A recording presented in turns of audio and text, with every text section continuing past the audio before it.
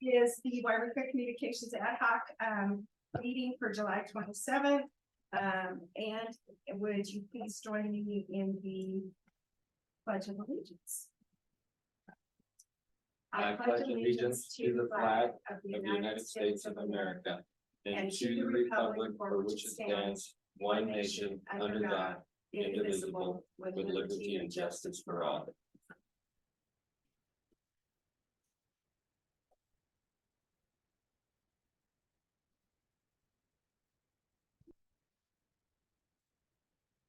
And Mayor Middleton is not with us this evening.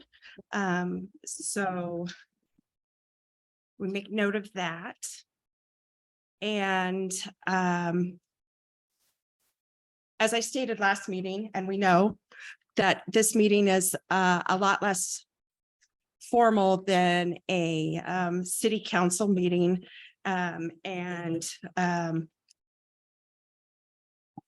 I appreciate and love public comment, but because this meeting is being recorded, if you do have public comment or statements to make, please use the microphone and just identify yourself before you begin speaking so that we have that record. And I am just going to go ahead and open this up for any public comment that we might have.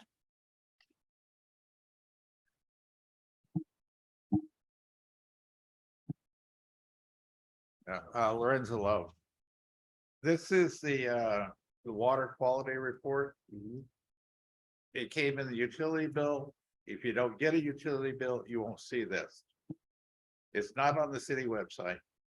I mean, maybe eventually it'll come up on the newsletter, but that newsletter list hasn't been updated since April.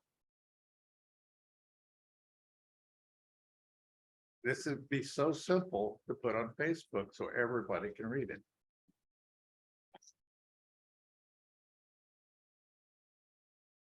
I mean, and the newsletter, why is the newsletter on Facebook? It's not an official publication. I mean, you have excuses why the agenda can't be put there, but the newsletter certainly could. And the newsletter could have links to the agenda. Whenever a meeting comes up, you could put the links directly on the Facebook page and then copy that to Grapevine. And you'd actually get people showing up for meetings.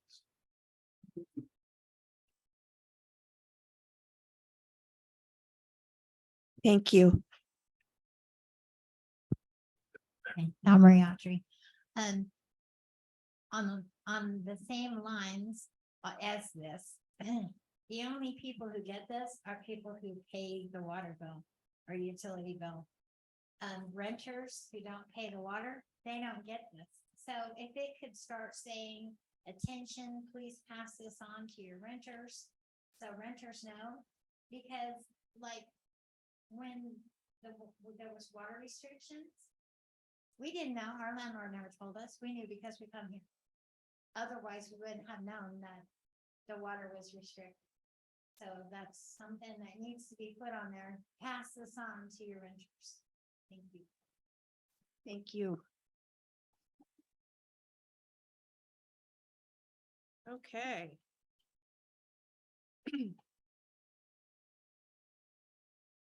So we're going to move on to item number 3, which is old business.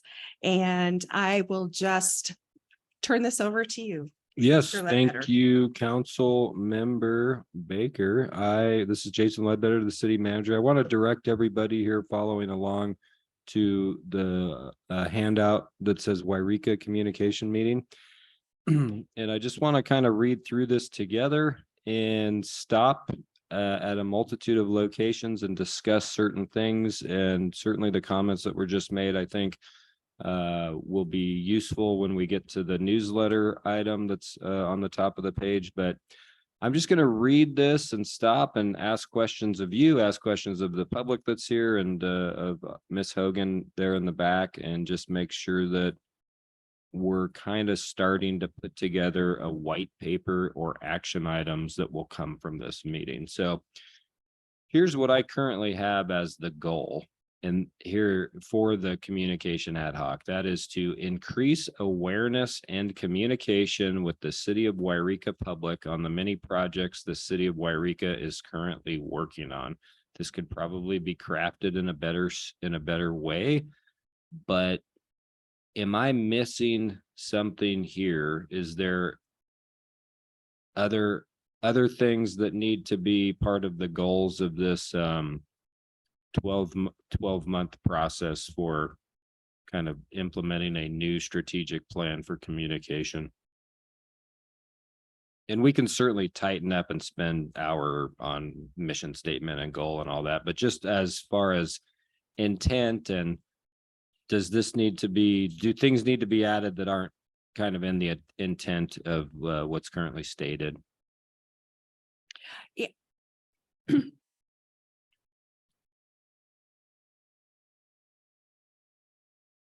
I mean, I guess I the other think- question is, what are your goals? You know what? I like this statement. I would like to see something added to that. Uh, And again, this is coming from me only, is I would also like to see some kind of statement there that part of the communications committee's goal is to educate the public on civic procedures. And not even civic procedures, just to educate that. I don't even know how to put it, Mr. Ledbetter. I think you're onto something. I love this policy, procedure, processes. Yes. Because I kind of state that later down in some of these items where it's not necessarily just the public works project, but it's also, how do I get a building permit? How do I get a business license? All of these, Exactly. like, how do we make things so easy that you have this idea, and instead of being turned away by the idea of coming to talk to the local government, it is actually just thoroughly embraced. And that's why I always go back to those videos. So I like where you're headed here. So educate public on procedure.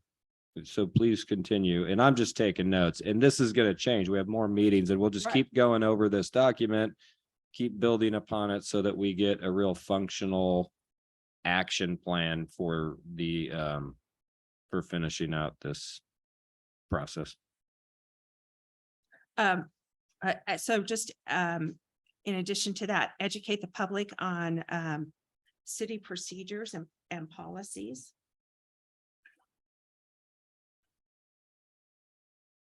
I like it.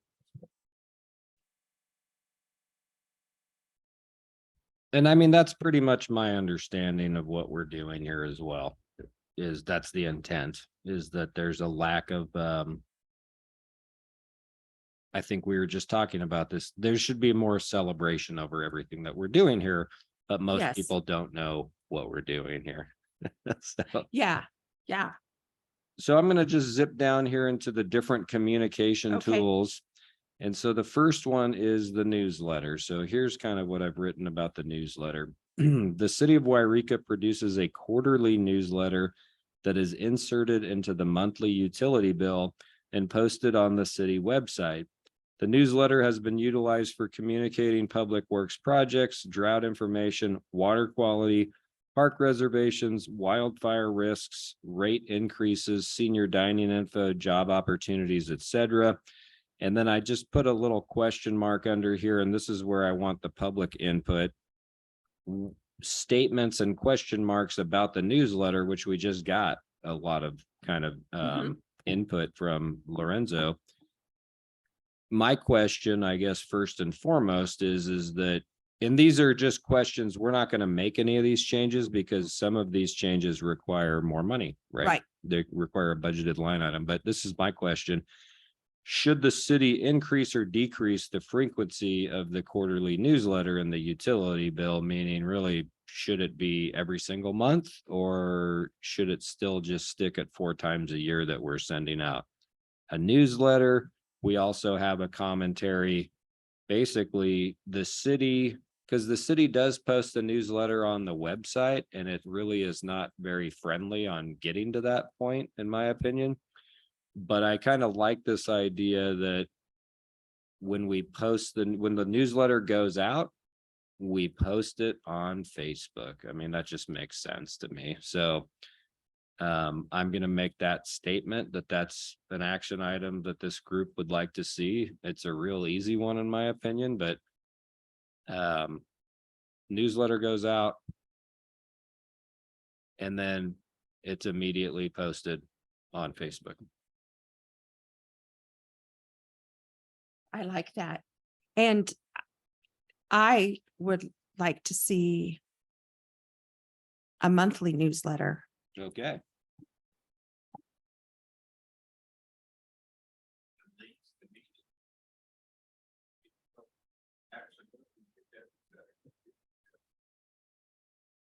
Yeah, and I think we'll talk more about that because I have some other ideas and some more things to show you guys actually today with this. We've been working with Civic Plus, Retta and I, on an upgrade that we have. It's a free upgrade, and then also looking at other people's websites that use Civic Plus, and really they've made their websites a lot more interesting, and the news is kind of on there. So every time you go to our website, you see the same thing. But on one we're going to look at today, every month it's constantly changing because it's going to tell you what events are happening in the area, when is the next city council meeting, and we would be able to have a link right there that when you clicked on it, boom, there's the agenda, right? So but the newsletter, so what I have here is you'd like to see it monthly, and we'd like to see as soon as we put it in the mail that it's posted on Facebook. Is that, was there any other feedback on the newsletter, or is that pretty good? Mm. Yeah, I was just gonna ask how much it costs. we're still doing the printing of this at Gold Nugget, is that correct? Right, the printing and then the opportunity center does the folding stuffing. Okay, so there's a fee. I mean, it's not like an end of the world fee for sure, but there just is a fee associated. I'm not sure what that is. We'll look It's into it. about $500 or $600 print. $500 or $600. So we would be 5 or 6. Pardon me. So $4,000. That sound about right? 500 times 8.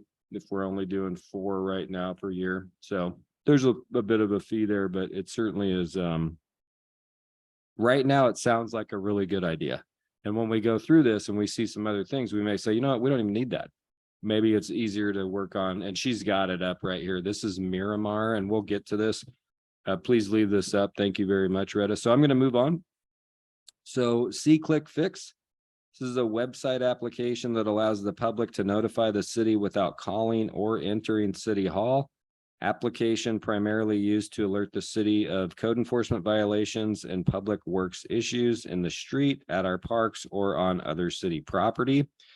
My question here, and this is where it's just my question. You guys can have different questions or different statements about Click Fix. My question to you guys is, you know, how should we advertise to increase its use? And essentially, this would be one, in my opinion, that we would have a 30-second, 90-second video on how to use Click Fix. And then that would be online. And then we would take that video and we would post that thing on Facebook every, you know, X months or whatever. So I don't know if anybody has any commentary. I know we saw Click Fix a couple times so far in these meetings. This is Don Mariachi. I would say to add it to Facebook like now even. And walk through people. You can just add a link. And we have something to add because the flags have not been cleaned. They're still absolutely filthy. So we're gonna take a picture of that and add it to Click Fix. So that it will get done because it seems to be the only way to get done. So, yeah, and it's not hard to use. It's easy to use. We've used it a lot and it does get done. It's like, it brings it to the city's attention. Yeah. And you know, this goal, the goal thing, I really like how Lorenzo puts, be part of the process or just get processed. We need to invite, this needs to be inviting to our community more. We need to, that's why he keeps saying we need to get the meetings out there. So we can invite the public, not just when there's something that's gonna get up here and scream about. Mhm. You know. Yeah, I understand that perspective. I think that's the mayor's perspective as well. And I'll just tell you that I've never gone to a city council meeting or supervisors meeting until I started to work for the government. And I think the majority of our population in the United States is the same way.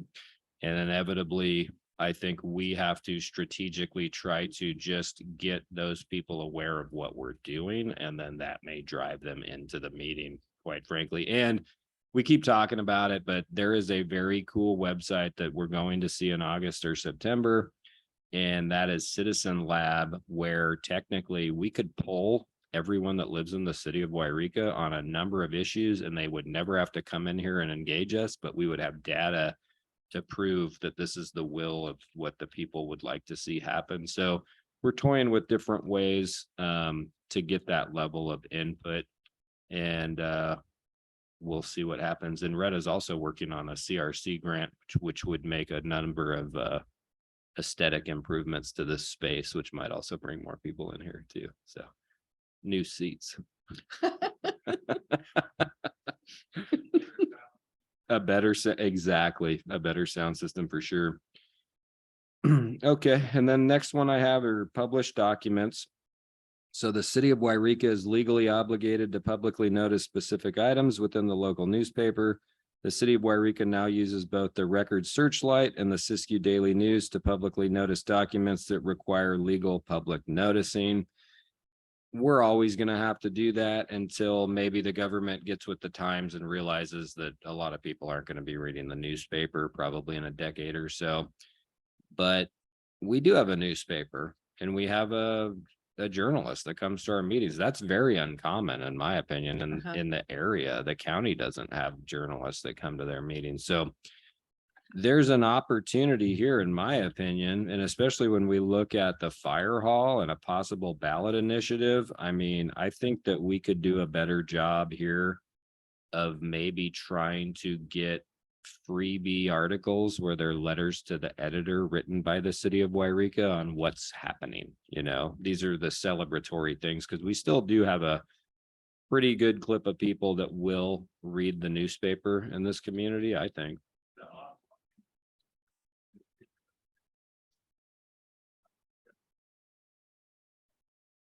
Oh, okay. I can double check with Skip, but even if we had Skip, like if we were saying, hey, we would like to notify the public over this thing that's happening, maybe we can utilize the newspaper in some way, but we may have to pay as though it were an advertisement too.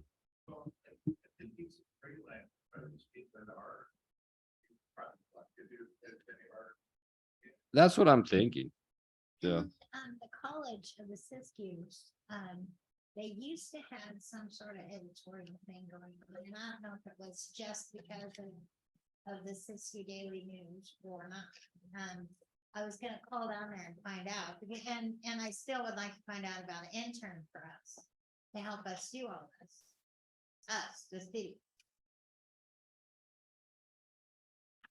Yeah, I think that we have, my suggestion is that we're gonna have a budget come here shortly, and we've been talking about it with council members in meetings and finance committee meetings, that we're gonna create, hopefully, we're attempting to present to the council the approval of a new position, and that is a city clerk position, alleviating kind of Retta's involvement so that she can continue to work on higher level grant funding opportunities that really offset the cost of other things we do here. And so I think that if we get that approval, I think that that person would be able to do a lot of the posting on Facebook. They would be able to do a lot of the outreach to the website, virtual webmaster that would consistently have our website updated. And I don't know if we would have a huge need, but I think if we catered something with that person and get to the point where we could be more civically minded with our high school students or even college students, where we could offer internships with people that were really interested in it rather than lean on them to supply us with labor, because they're gonna fail, in my opinion. They're too young.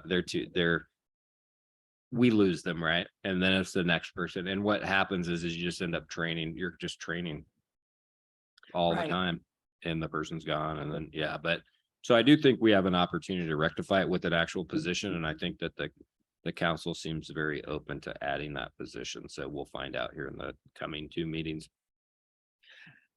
So with the published documents, I think it would be interesting to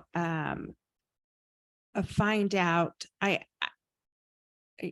I know as the county clerk, we were required to publish notices in adjudicated newspapers of general circulation. And it would be interesting to me to just know if the Daily News is still considered an adjudicated newspaper of general circulation. I think that was a question Retta was kind of having, and that's why we added the record searchlight as like we're constantly using both just to cover our buttons. Oh, okay. Okay. But I don't know, Retta, did you have any commentary on that? Well, we use, the searchlight obviously isn't ideal either, but it Yeah. is. Right. It's published daily. It's also an online forum that is California based. And there is, but yeah, it's a conundrum is, the published medium on here. But it's not just us, it's how individuals are consuming news, and Lorenzo's right, it's online. People are going to their sources. So, yeah. You know what? I'm gonna get a hold of our legislators and see if maybe they would consider writing legislation that would drop that requirement, because that is, that law is archaic. It's a waste of money. It is a And waste of money. it's hugely expensive, and you're right, it's a waste of money. It slows Oh, us well- down because it's like they have to get the information by this date to post it a week in Right. advance. And then all of a sudden you want to do your public noticing and do your public Right. hearing. Right. And the timing doesn't work out. So something that you could have done, and then you have someone who wants to do, some parcel map thing or something very remedial. And they're like, why is this going to take 6 weeks? This Right. is ludicrous. And you're like, well, that's just the requirement. Yeah. It is. Yes, it is.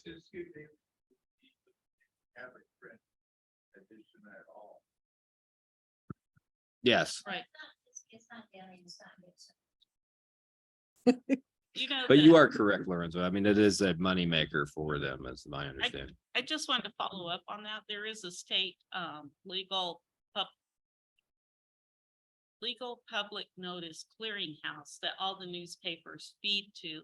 And it would be nice if you could just digitally feed your notices to that clearinghouse Mm. versus the printed paper. Anyway, I'll leave it at that, but here, I've got up here is the, all the legal notices, and that's where you want to be listed. That you've hit the clearinghouse, but the only way to get there right now is through a published newspaper. Yeah.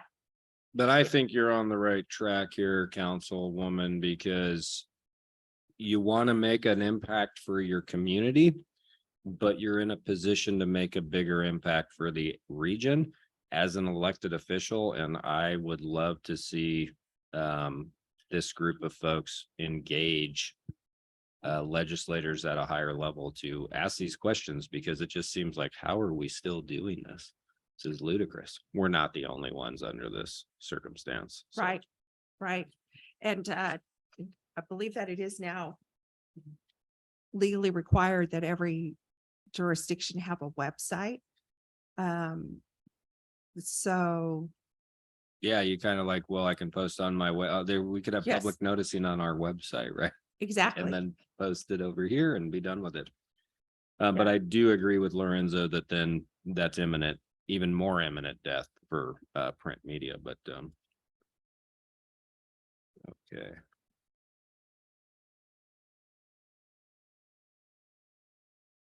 So city website, here we go. So the city of Yreka uses Civic Plus to provide website services. Civic Plus houses government agency websites for many jurisdictions within the United States. The city of Yreka is actively working with Civic Plus on an upgrade redesign of the city of Yreka website, as well as an added service for a virtual webmaster who would engage staff monthly to make changes and updates to the website to keep it relevant and fresh to the user. Our check-in with Civic Plus through this process of exploring an upgrade to our website for better communication with the public has brought to our attention that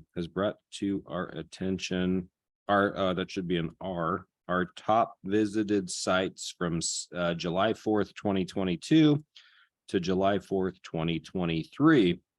So job opportunities had 6,029 site visits, utility billing 4,184.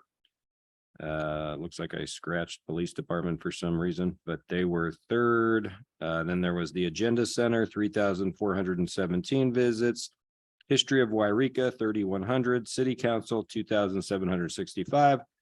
The top downloaded documents for this time period are business license application, 325. July 30, 2022 proclamation of local emergency, 272 of those. 2021 CalPERS Reso to adopt 2021 comprehensive. This is the salary schedule. There were 238 of those downloads of that PDF. The housing development RFQ, 193 downloads. Greenhorn Park Trail Map PDF, 182 downloads. Zoning map PDF, 177. I just want to talk for just a real quick, brief moment about something that was brought to our attention. In being such a small agency, this is why I am advocating, and I believe also Red is advocating for the virtual webmaster, is that when you look at the title of these PDFs, we do a very bad job of titling them to put them on the website. And PDFs on a website, I just despise, to be honest with you personally. I know they're needed in some instances, but we're looking at more clever ways to get that information maybe in a drop down that then rolls back up. So you can just have it on the website, but also working with our, if we do get a virtual webmaster, these are things that we would be looking at on a monthly basis and fine tuning, that we don't have a very good structure on what we're titling documents. So immediately it's just confusing. We know that the CalPERS, I know you know this because you were the clerk at the county, the CalPERS Reso to adopt 2021 comprehensive SalSCA. You know exactly what that is because you're a government employee and you want to know what they're paying at the other place, you know, but a normal person, it's like, this doesn't make any sense. So Yeah. that's an item that, you know, with the virtual webmaster, we would be getting that cleaned up. But we do like the timing is really good here as far as we're going through this process. We have an upgrade that we've already kind of paid for, and we'd like to add the virtual webmaster to help us through that process and then to maintain that once we're done. And the cost is only for the most hours, which is 10 a month, it's less than $10,000 a year. So I think it would be a good money well spent. But I'll just get to kind of my comments and questions underneath this and then leave it up to the floor here to respond. But so what I say here is the greatest effort for improved communication should be placed into an upgrade and focus on accessible, useful information being consistently updated on the City of Yreka website. A great example is Miramar, Florida, as well as the integrated use of GIS data on the Shasta Lake City Civic Plus website as well. So if you don't mind, yeah, here we are. This is Miramar, Florida. And are we at the very top, or can you just go? Yeah, so this looks relatively similar to us, right? We have these, I believe, as well, scrolling along the bottom. But as you scroll down, you'll start to see news and highlights. things that are happening. These are fluid items, right? These would be constantly changing. We'd be working with our virtual webmaster and say, hey, we have Gold Rush Days coming up, or Beef and Brew, or whatever other events have been approved here, or the events calendar that we have. We can kind of start sharing that on a site like this. So the community, because right now I think we have a pretty boring website. And it's easier to go, if we post something on Facebook, you're going to get more people interested because they're already on Facebook. They don't want to go to our website. But if we can get our website into a position like this, start posting on Facebook, redirecting to the website, I think we will actually garner more people possibly just coming to our website on a more regular basis. So if you don't mind continuing to scroll down. So they also have the calendar. I mean, we have this as well, but I think there could be a better use of this. And there's different formats to this as well, where instead of having every single date, we can only have the dates where something's going on. So hypothetically for us, if we were looking at, say, August, we would have like maybe a bullet point in sequence of the date. And one of them would be the meeting on the 1st, and you would click on that meeting. It would tell you when and where it was happening. And if the agenda was posted, boom, it would take you to the agenda. So it would be very simple to get the information as to, hey, where's this event happening, or where is this next meeting and when does it take place? And then I think they even had videos at the very bottom of that one as well. Yeah. I was thinking that was the other city of. Oh, that wow. calendar style, but yeah, here's the videos. Yeah, so they have, like, we would, anything's possible on these sites. This is just one example, but you can take a look at this. And actually, if you have time to dip over to our website, the City of Yreka website, I think you can see a difference there. You know what I mean? Yeah, I mean, it is just slightly, but there is a difference. I mean, I love that picture up there, but there is just all of a sudden when you come down here, it's already, my eyes are tired, right? Yeah. So Miramar is one example, but that's just one example that we would be kind of having the virtual person webmaster help us. We wouldn't need to quite understand how. We can just show examples. We want this, so. Yeah, I really, I like, the Miramar, website, because it's catchy, and you're right, it's fresh. And, I just know from experience that, the county's website, city websites were developed as we were legally required to do so. So there was not a lot of thought put into the design. It was just like the content. Okay, we have to have this here. Yes. So, yeah. Absolutely. And I love kind of your front page is just, it's kind of like Facebook, right? If you are constantly on Facebook, you're constantly adding new pictures, adding new things that you're doing. So when someone comes to your site, things are happening in your life and they're seeing that change rather than just seeing the same information. And that's what I like about having more of the news and highlights and calendar more focused on the front of the page, because it's constantly changing. So Maybe we could have a video too of how to get to the agenda, and when you get to the agenda, how to look at all of the Zoom meetings, because there's people who have asked and I've tried telling them and they're so lost. absolutely. I mean, I think that the format can be changed, and that's kind of what we're talking about, just doing some videos. I don't know if we'd end up doing that. We would probably trial, how can we format this differently to make it way easier for someone to get to? And because it should be more of a 7-year-old should be able to just kind of, because now too, especially, I mean, computers are just turning to touch screen, right? So I think there is a way to make it substantially easier, but if it's not, we can certainly do videos to show people, I mean, how to use, how to engage us. And if you don't mind, can you go to the Shasta Lake City website? And I think if you go to departments, Yep. oh, you're on it. Perfect. Yeah, if you just go to maps and in the map viewer.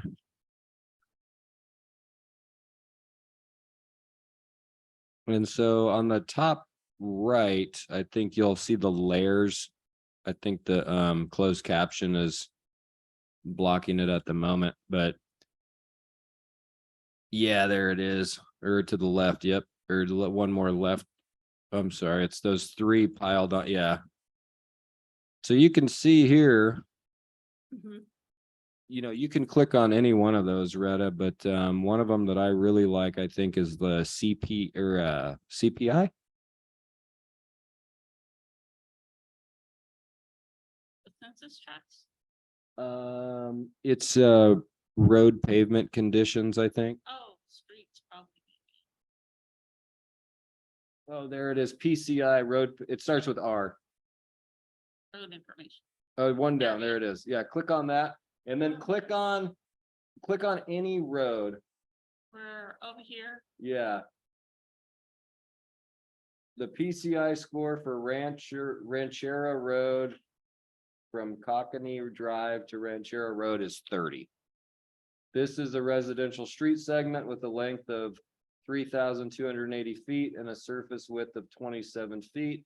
The general repair category is rehabilitation. Can you click on one of the, Main tracks. yeah, Here. Oops. Oh, oh, not good. Okay. oh, there it is. Trying to orient here, so I think probably this is one. Time growth. Yeah, so this is just another tool to show people. We could have a tool similar to this, and I think one of the other layers has this where we can be telling people your road or the road that you're clicking on was chip sealed on this date. And this is the pavement index for what your road currently stands at. So maybe someone has a question, when is my road going to be chip sealed? And they can get on there and say, oh, it was chip sealed 2 years ago, so it's probably not going to be chip sealed anytime soon. But I really enjoy this, and we have a GIS person that works for water and wastewater primarily. And I think there's an opportunity with our new planning manager that came on, and she has a GIS background, to possibly have a publicly facing GIS system. Is there, and you can see them, I think, behind you, Colleen, but I'm not sure if there's any other discipline or tab you may want to see on the GIS. I think they have like parks and. The general plan. What is it? That's a fun one. Holy smoke. Can you click on parks? Let's take a look at parks. Okay. So we're on like land use and zoning. Yeah, which is really cool. Like land use and zoning map like that on GIS would just be wonderful for developers. And so, yeah, the parks should be in green, and then you can click on them and they'll tell you about them. But that's what they've decided the information should be. Our information could be whatever we want it, right? It could be a picture of the park. It could be the history of the park. It could be the hours of operation. I love it. Right in. Yeah.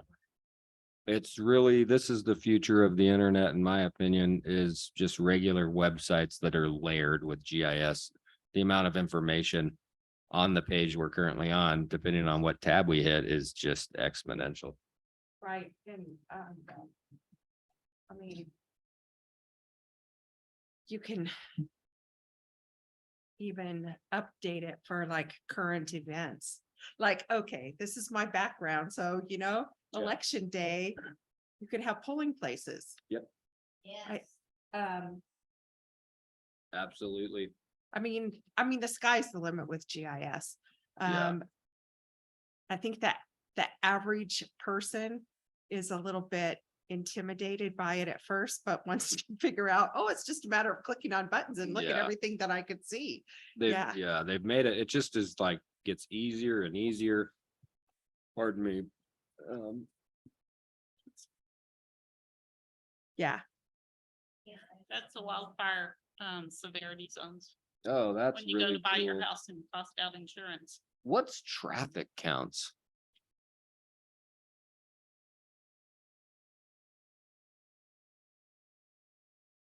Oh my God, I love this. Holy cow, that's right, man. That would be really cool because through the general, doing traffic studies and then validating kind of, you had mentioned in a prior meeting, the street you're on, the high school, there's a ton of traffic over there, right? Uh-huh. So I don't know. I just think it's really cool and something that we are looking at internally because we are using GIS, but more privately for our own use. And I think that it shouldn't prohibit us from all the other things we want to do, but I think we should strive for something similar to this. Does, you had the opportunity to meet with the city manager for Shasta Lake City. Mm. Would you happen to know, did he mention, is this GIS, is it used by the public a lot? It's Jessica Lugo, and she was just going on and on about it when I showed up. She had it up on her big screen and was telling me all about it and wanted to tell me all about it because she was excited about it. She mentioned, actually, there's something I want to show you on here. Let's take a look at, is there some housing stuff on here?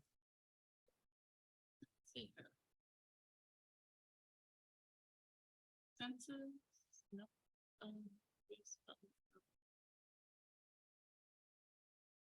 Maybe economic development or, Beyond property, fire protection, city limit, I suppose you can name them. available residential land. yes. That's one you're thinking, Jason?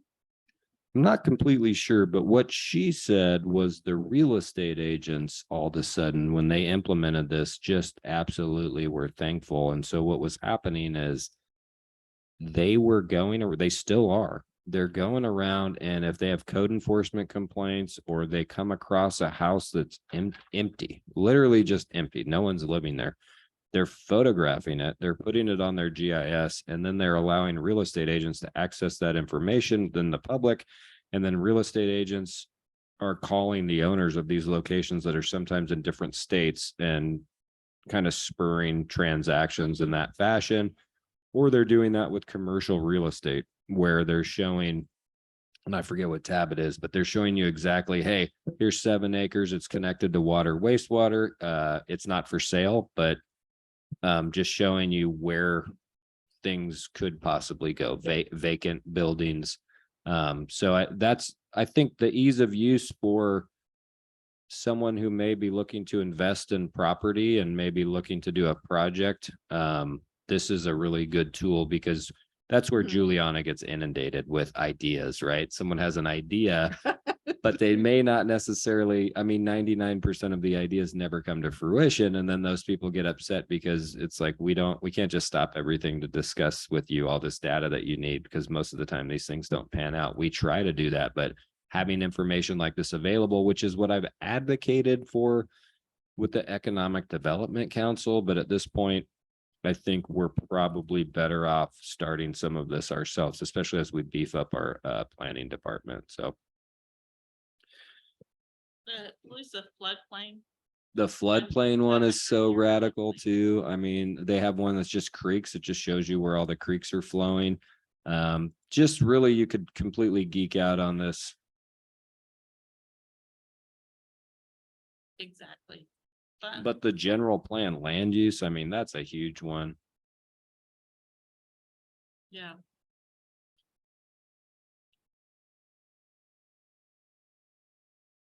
Anyway, I'll just keep moving on unless anybody has That's- commentary. That's really exciting. So then the other one I have listed here, and this isn't everything at the end of this. Hopefully you guys give me more information and then we can come back and just keep adding and questioning and adding and getting action items. But Citizen Lab, so the community development director to give a tutorial in the August or September meeting here. And the question I'll have when this happens is, how should these be kind of connected, or how should they be used? they're going to be used differently, but how do we connect them or integrate them with the city website in a way that makes them work together ultimately, because we'll have two different hypothetical sites where people can go gather information. YouTube, the city of Yreka contracts with the Siskiyou Media Council to post videos on the Siskiyou Media Council YouTube channel. The city of Dunsmuir and the city of Yreka use SMC for this service currently. SMC has also posted videos for the city of Weed, Siskiyou water users, and other local stories and news. I'm advocating that we continue to utilize Siskiyou Media Council to manage and post to YouTube, and then that we increase our services with Siskiyou Media Council to include more of the short videos that explain city projects, processes, and functions. And if Siskiyou Media Council is not available to do that, I think 22nd Avenue would be another group that we could look at. They're the ones that did the recording downtown for Night of Lights and put that together. Oh, yeah. And That was nice. yeah, they do the Weed City Council meetings as well. And I think they're the ones that might be involved in the City of Weed pilot that you talked about last time, Lorenzo. The TV show, yeah. So any questions or commentary or? Jason, I just wanted to jump back. I put the calendar you mentioned was the city of Ocola. Oh, you got it. Yeah, Perfect. So yeah, instead of having the full-fledged calendar where there's like, you can't tell if anything's going on, I like this way Yeah. better. This is like, we can infer that nothing's happening on the 28th, right? And just get straight. So click on, yeah, city council meeting. Does what happens? Like it just takes you to where I'm sure once the agenda is posted, it will exist. And I love how simple that is so that you don't have to go to the agenda center. If you just go to the front page, it'll show you the next city council member or council meeting. Click on that, boom, you're now at the point where you can read that agenda. And I think that we'll get more engagement that way. Oh, I really like that formatting. back to the calendar formatting. Yeah. I think we did too. Yeah. I like that. And then actually, can you go forward again on this? I think you went back, but wherever you just were. The council meeting. Yeah, and go down and click on one of those. Yeah, And that's how to get information.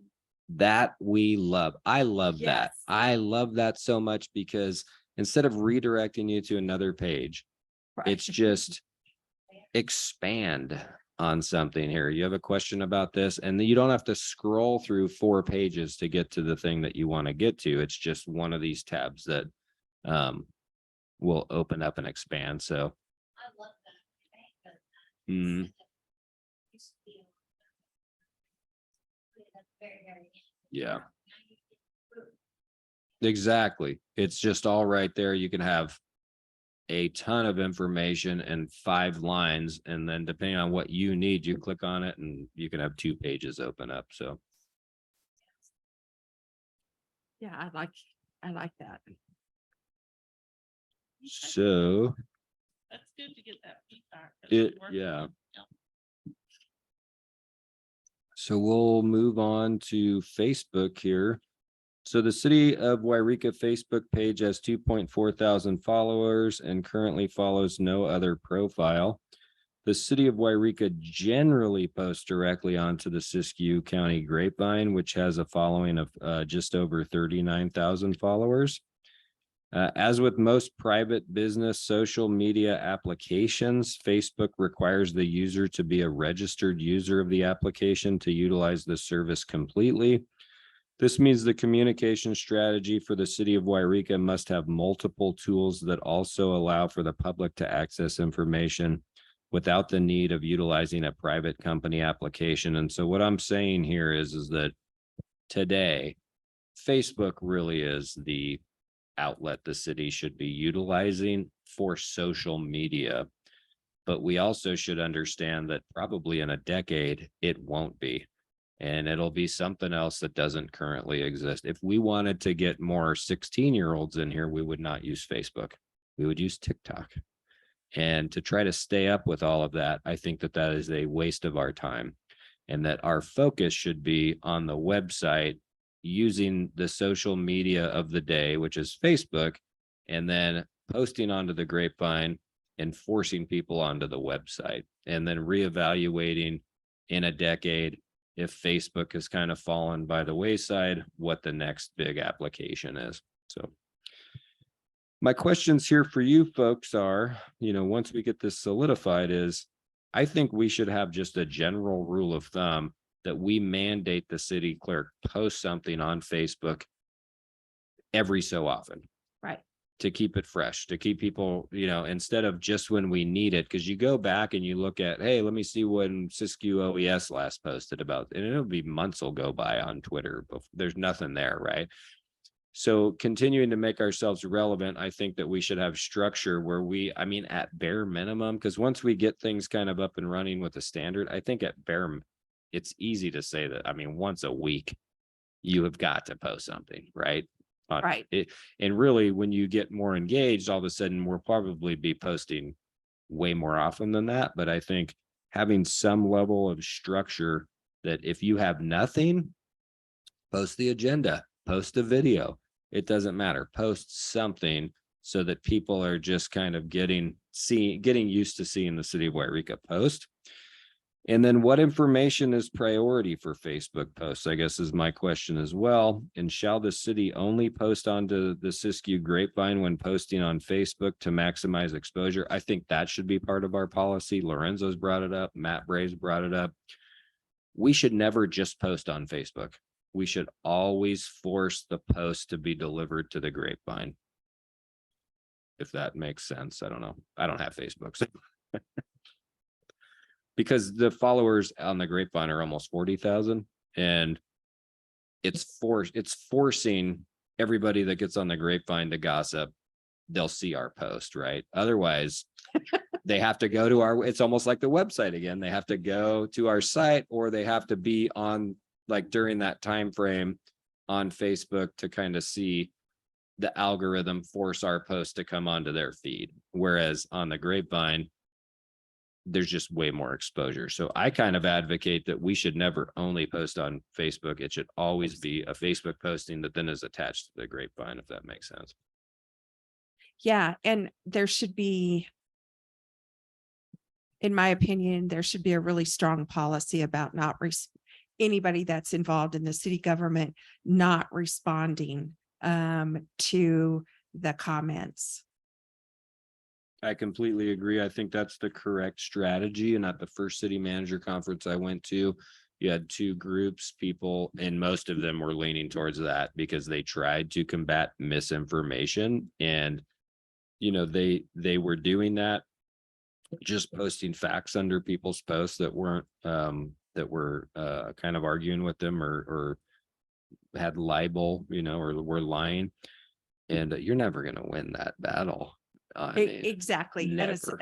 And it's just kind of going down rabbit holes we don't need to go down. And I'm going to make a very strong statement that should include elected officials. Mm-hmm.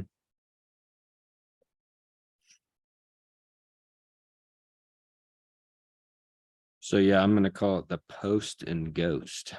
So Yes. get in and get out. Do not read the commentary. You can read it, but because sometimes maybe somebody will point out that there is actually a discrepancy in what was just posted, and maybe we need to know, but ultimately do not post. I like that. No response. And I'll go ahead, Dawn Marie. You can't change the comments, but a lot of times people will ask questions. And we are always trying to answer questions, like, even though it says what day the meetings are, they'll ask, where are the meetings? We all come. So you'll have people like that. So you guys don't have to answer, but I'm just saying there'll be people like us who will. Right. Absolutely. And I think I kind of think I think it's a bad idea to turn comments off just because then Right, all of a sudden because you then get all of a people sudden that, it's- yeah, The conspiracy theories of, oh, yeah. exactly. So I think we're on the same page. So I'm adding not responding to comments. So posting and moving on. And I'm also saying that I believe this function will eventually lead to if the council approves the budget with the new clerk position, once that position's hired, I kind of see, and this is important because this would be built into a job description that might be, and maybe it's not the clerk, but at some point it's built into a job description that's also built into a union contract. So it's important to delineate whose responsibility this will be, and it makes sense that it would be the clerk's. So, Jason, I wanted to add, we had adopted a Facebook policy that was in the first, or the second package, if you want to go back and reference that. oh, okay. Right. And social media is social media policy, So and then social use of media. electronic devices. Yes. Thank you for that reminder, Retta. Perfect. So then we have some other media platforms here, and so I'll just go to the next one, Twitter. The city of Yreka has a Twitter account with 60 followers. Since the departure of the last city clerk in 2022, the city of Yreka has not posted on Twitter. Twitter is an excellent communication tool during emergencies such as fire. With a limited number of followers and the lack of grouping such as the Facebook grapevine to post to, the city of Yreka Twitter page is not creating a large level of awareness in the community and may never be able to be based on the format of the application. Twitter, like Facebook, is a private business web application and requires the user to register to utilize the service. I advocate that the city should abandon the use of Twitter personally. I just don't see the value in it. I think that there's value in Twitter when the fires break out. I'm on Twitter. That's my only social media that I use. And I use it primarily because I want to know the California fire scanner or whatever like that is just constantly showing what's happening in real time. People are out there and they're posting to that event that's transpiring. And if that happened here, generally what happens is you have multiple PIOs coming in from the state and the county, and they're managing all of that for the McKinney fire through the PIO at California State OES, Siskiyou County OES.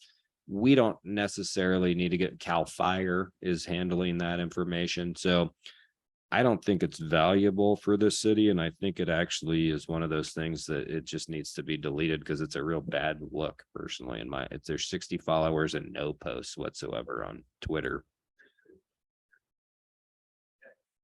That's right. It's X.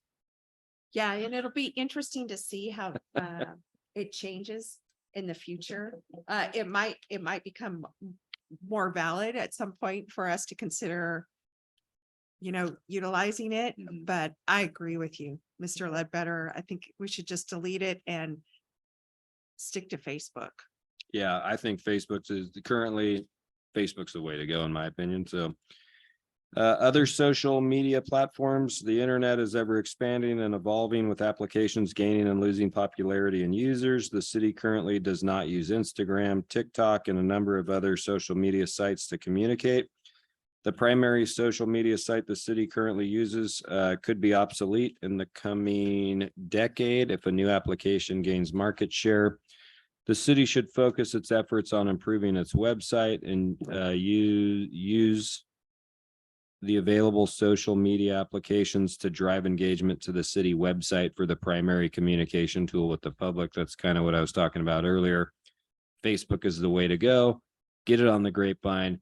Get people used to coming to the website, reevaluate every single year, and at some point, gain popularity with our website so that if Facebook starts to falter, we don't end up with another Siskiyou Daily News scenario, right? Who's using what?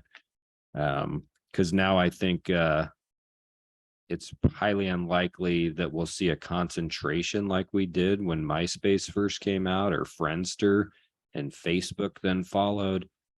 There's just too much there's too many options, right? So I think you're going to have different classes of people or different segments of people delineated by age bracket, where some people that are really young, they won't use Facebook because there's adults on there. They don't want to engage Facebook in that fashion. So this is just my platform to say we should invest the majority of our time into the website. So, I agree with you. and then continue to do what Lorenzo had talked about at the start. Focus all of that over to the grapevine. So, well, that's great. So yeah, the rhetorical questions I had were here, where should the city try to stay up to date on all social media platforms? I think that we've kind of just talked about that, and we agree that's not a good use of our time. What is the primary objective for posting on social media? I believe it is to drive the user to the website and disseminate important info as quickly as possible to the most amount of people as possible. So I don't know if anybody has any commentary, any questions, comments, or leave. No, I'm just seeing some Facebook, some short videos on Facebook that just are like commercials for the city's website. Exactly. Yes, that's exactly what I'm We thinking. can have Lorenzo Yeah, and Dawn. They Yeah. can do a PSA for us. exactly. Yeah. No, I'm serious. I mean, I think we would Yeah. want to get to, as if we're successful with the vision of the city, at some point, you're increasing your revenue stream and you're increasing your opportunity to do cool and new things. And certainly getting to the point, I mean, I think first and foremost, it's a fix of the website. It's posting more often. It's getting just general information on our projects out there. But at some point, you kind of envision the tales of Yreka, right? The stories of Yreka. Who owns Zephyr, right? Hey, what are you doing? Just have like celebrating the community in some way, Yes. having these vignettes of the characters of Yreka. So I have here the possible action items here moving forward are add the virtual webmaster service with Civic Plus for more updating and current information added to the city website monthly. Utilize the virtual webmaster with Civic Plus to manage the website upgrade that comes with the Civic Plus service package the city already pays for. So we have an upgrade coming, but that's not going to cost us anything because we've already paid for it. But we would prefer to add the webmaster to make sure that we're getting the most bang for the effort on the upgrade to the website is what I'm saying here. So, and I think that was Retta's idea. Format the web page to communicate more like Miramar, Florida website. And then I'm sorry, Retta, what was the other one? The calendar like the cola, Florida. I just lost their. Oh, you had it there. OCALA. Yeah, there we go. Sorry. Okay, no worries. Okay. Perfect. You get to their calendar. Did I lose it? So I'll say Miramar, Florida and Ocala, Florida websites, where news and current events are constantly updated, making the website fresh on a more regular basis.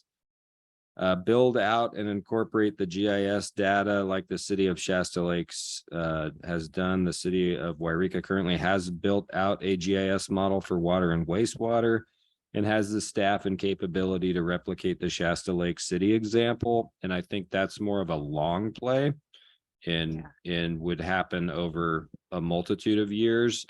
But this other stuff could happen much more rapidly. And then I'm saying to utilize the Siskiyou Media Council or a media company such as 22nd Avenue Broadcasting to record 90-second clips for city projects, city processes, and other city functions. And ultimately, so what we're doing here, we're just kind of putting down like what we think we should do with no value attached to it. Some of these things cost money, and then we just start continuing to plan. Okay, we do want to do that. What is that going to cost us? And then I would take this information, I'd go to Dave at Siskiyou Media Council, determine how feasible it is. And if he can't do it, then I would go get quotes from somebody else that could do it. And then we would come back here and reevaluate.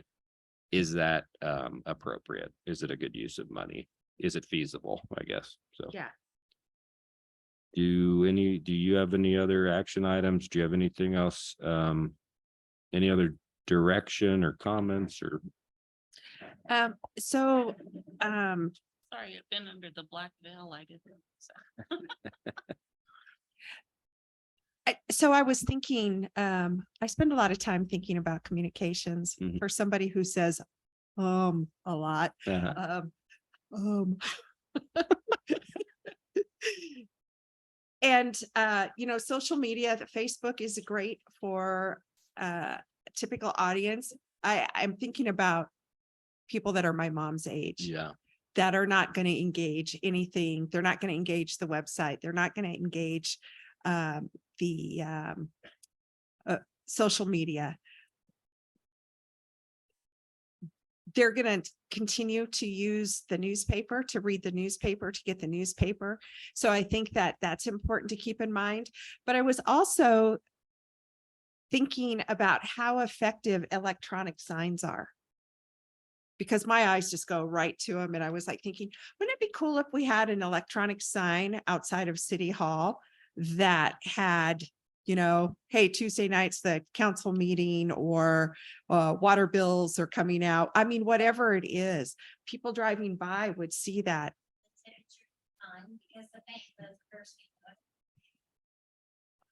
I love it. And I think that ultimately, actually, it fits really well into something that Retta's working on, which is the CRC grant, which is an upgrade to 3 different locations. This being one of them, the theater and the community center, where we're saying, hey, if there's a PSPS event, if there's an emergency, if the power goes out, we are going to seek generators. We're going to seek better audio visual. We're going to seek tin roofs for some of these locations. Basically, we're making it the location that you come under emergency or duress.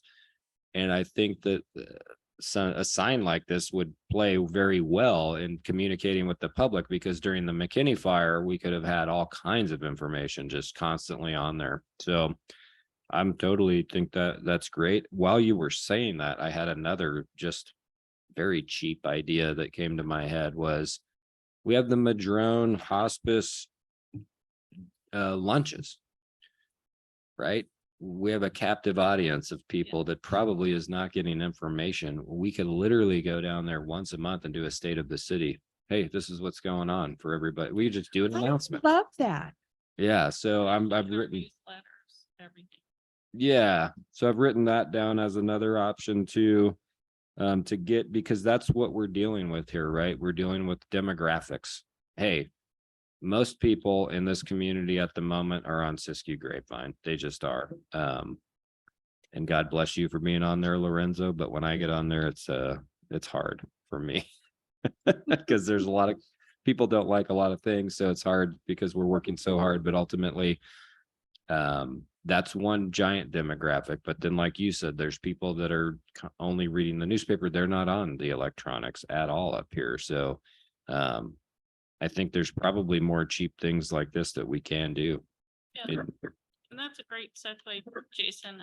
We're working on what the CRC is I'm just looking, I brought up the Daily News because they're celebrating, the experiences of the car fire. We have some good news to share after the McKinney fire, and we're working on a date and time to have a community outreach on CRC resiliency and what the city's done 1 year later.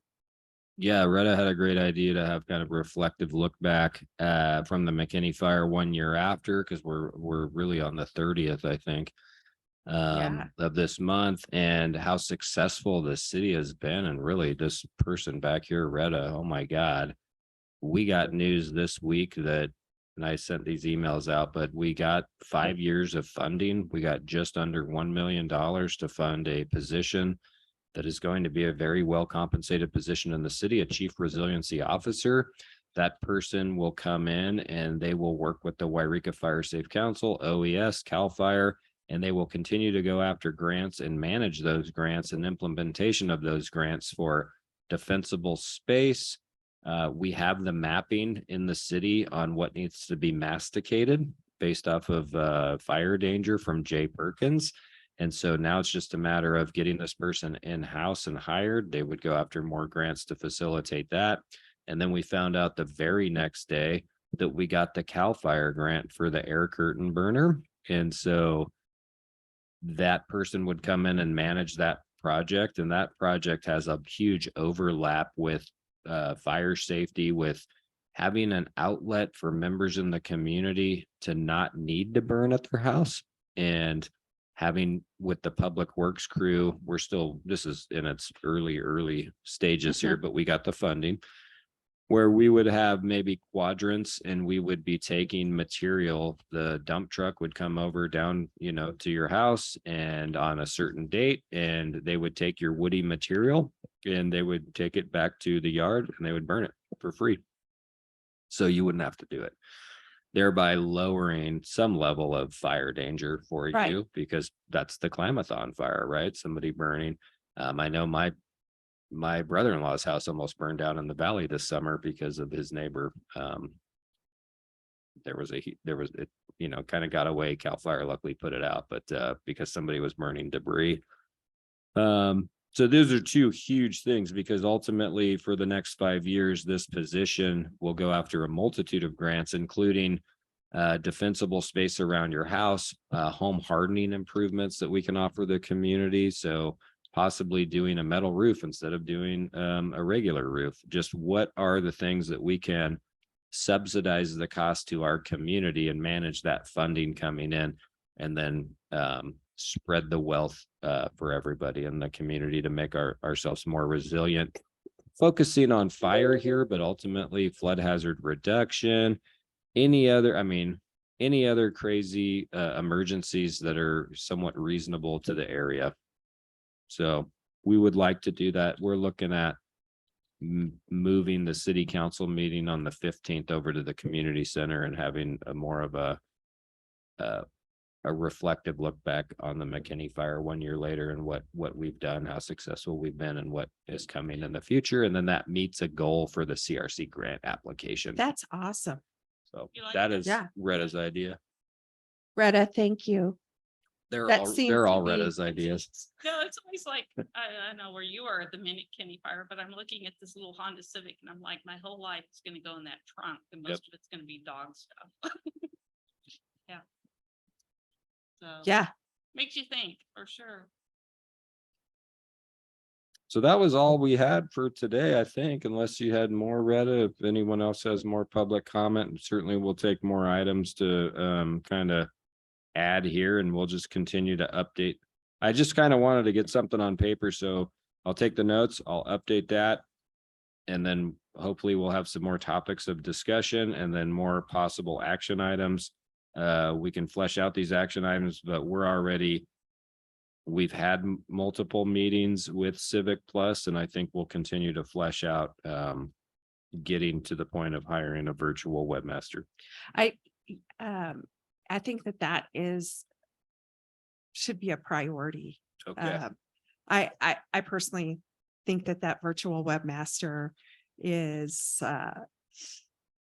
so needed. Because you can, well, I don't know what your experience was working with the county, and I don't always like to, I don't reflect back on that, except that was my experience. I know that when the county stopped providing web services to my department, I, as the county clerk, was spending 12 or 15 hours a week just updating my web page to keep people informed.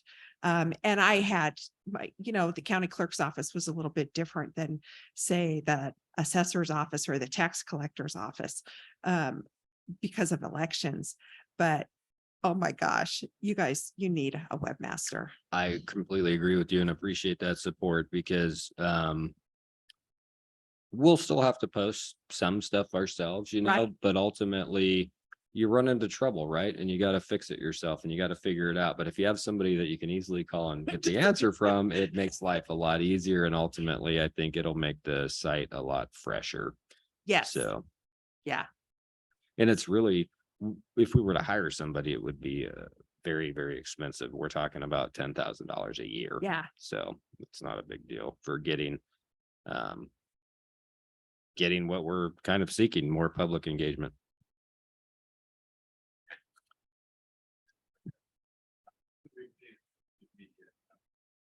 That's a great question. I'm not sure what the current. I Ooh, think it's 8,000. I can look that up, Lorenzo. yeah, I don't think it's much, but I think there's an opportunity there because the Siskiyou Media Council has kind of come out rising from the dead, really. There's an opportunity to kind of help them rise more because what they're attempting to do is something that we're talking about here. They see a major problem brewing for rural communities and communicating because the newspaper's going away. And so what they're wanting to do is to be the platform, your local cable channels going away, right? It's like, but we have a local cable channel that the city owns, and then the city of Weed owns a different local cable channel, public access. And so they want basically to get their app, I believe, on everybody's phone in Siskiyou County. And then you can just click on that app and go to the Yreka cable access channel. And it'll just be constantly playing city council stuff or local news, local stories. And so they're seeking to beef things up. And so it would be a nice complement to what we're doing to support them financially by paying for more service to maybe have them do the videos that we need to get done. So I'll explore that because I do sit on their board for the last 6 months or so as they try to get kind of more structure. We have discussed that is our interest. And so I don't know if we're capable of it yet because we have an executive director that's, not getting paid. So.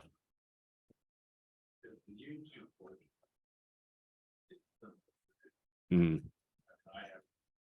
Yeah. Yeah. Yes, absolutely. That's all I'm aware that they're really up to at the moment. So. I used to utilize Siskiyou Media Council. I'd have roundtable discussions. People, why are you voting? Yeah. Why are you not voting? Mhm. I mean, I just did all kinds of programs and had fun, interviewed kindergartners one year Yeah. about voting. The sky's the limit. I have agree. fond memories of Siskiyou Media Council. Yeah, and I personally. think, that's kind of, it's whatever we want to make of it, right? And I think that they have the green screen and all of that stuff and the equipment where they can have a real polished look, but I feel like we should have, as soon as a city council member is elected, we should not have a headshot. We should have a video of who they are, right? And there's an opportunity even with that to say, hey, and we have to determine that with the city council policies and all that, but hey, I'd like to do this. I would like to interview members of the community every like once a month on Sundays as a city council member and just get their feedback and then put it on public. That's what public access is. Yes. Yeah, Wayne's World. Yeah. Lorenzo, I believe it's 5,800 annually, I'm sorry, what was it, Rita? 5,800 annually. 5,800, It's been so last 2 years. yeah, it's almost nothing. So, but you're right. I mean, you're definitely right. We want to see, Avenue 22 or whatever they are. It's live streaming. I mean, we would like to see that. We would like to, and we also want to see some upgrades. There's some very inexpensive upgrades to audio visual. We went to a meeting at Pacific Core in Portland, and they had just a $3,000 camera that essentially sat in the center of the table.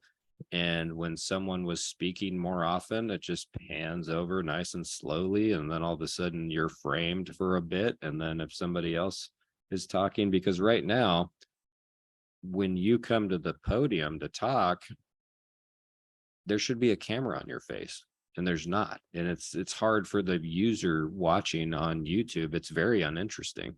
And it would be substantially more interesting if we had the ability to not have people in here like it's a production, but just have something located here where as a council member talks, we would see them speaking, right? And we would see the person at the podium speaking. I think it would be a more engaging meeting to watch than the format currently. Those are all in good time with that CRC money, hopefully. We are doing an ADA improvement here, but it's not going to include at the moment a huge audio visual upgrade. We Yeah. just need the ADA bathrooms and the ability to use bathrooms in the evening. So, Thank you. yeah, thank you guys. Any other comments before I adjourn the meeting? Maybe it's not artistic glass. Oh. Well, Thank you. Thanks. Thank you very much, Mr. Yeah. Ledbetter. Thank you, Ms. Hogan. Thank you for coming this evening. Thank